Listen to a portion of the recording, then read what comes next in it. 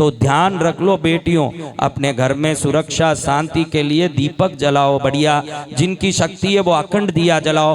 दिए में कभी रुई मत डालो महाराज, दिए में कभी भी लच्छे से 2 लच्छों को जोड़ के चोटी की तरह करके उसका दिया जलाओ, तुरंत देवता प्रसन्न होंगे। रुई के दीपक से देवता, क्योंकि कपास देवों का दुश्मन है, आरती में काम आ सकता है।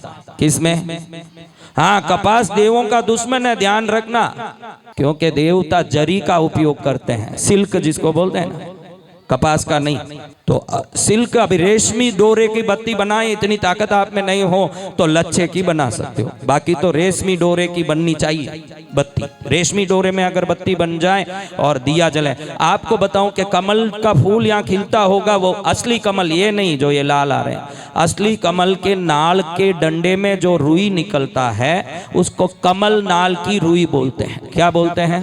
कहीं मिलता होगा, इंदौर में तो नहीं मिलता, मैंने देख लिया, लेकिन मिलता होगा कमल नाल की रुई। अगर कमल नाल की रुई से कुल देवता को, घर के देवता को, लक्ष्मी को, इष्ट देवता को अगर घी से दीपक कर लोगे, इस संसार में ऐसी कोई चीज नहीं होगी जो आप मांगो ने नहीं मिले। और दुख आए, परेशानी आए, संकट आए, तो पीले सरसों को थोड़ा दीपक में डाल के दिया करो जब संकट आता है, पीले सरसों। जब घर में पैसे की कमी आती है तो लवंग और इलायची 2-2 डाल के दिया किया करो देवताओं को। जब घर में कोई अशांति हो, भीमसेनी कपूर थोड़ा सा डाल के दिया किया करो। दीपक जैसे करते हो वो वैसा फल देता है, अलग अलग दीपक अलग अलग फल देते हैं, इसलिए दीपकों को विवेक के साथ करो। और कुछ करो ना करो, दिया जरूर करो। आप लोग देखो, दिवाली में जाते हो, इंदौर जाके कपड़ा लाते हो कि नहीं दिवाली में?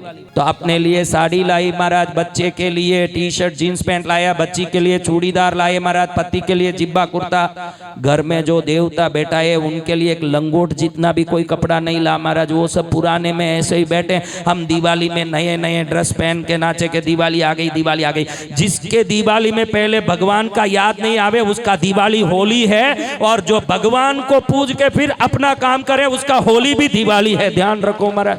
हाँ, शादी होती है गांवों में, मैं देखता हूँ यहाँ तक मेहंदी लगाती है बहनें, मेरी बेटी की शादी, बहन की शादी, परिवार की शादी, यहाँ तक मेहंदी लगाती हो कि नहीं बहनों, बोलो। हाँ, तो घर में कुलदेवी बैठी है, वो कोई विधवा थोड़ी है महाराज। आपकी कुलदेवी क्या विधवा है?